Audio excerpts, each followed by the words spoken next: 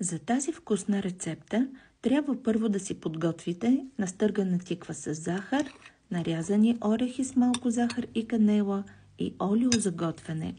Предварително смесете 2 супени лъжици захар с настърганата тиква и след няколко минути леко изцедете излишната течност. Подгответе си корите.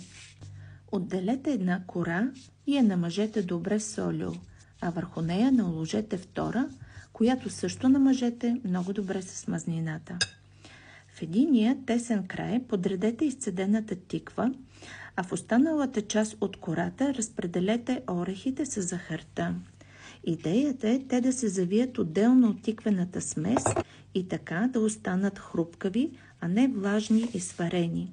След това подвийте корите от двете страни по дължина и завийте на руло от страната на настърганата тиква.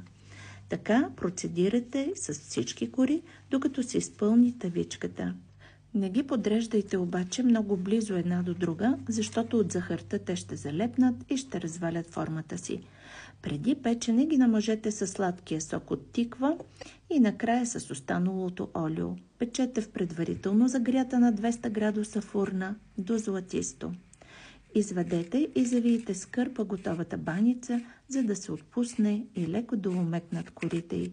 Поръсете с пудра захар за повече разкош и вкус и консумирайте с наслада и удоволствие това вкусно изкушение.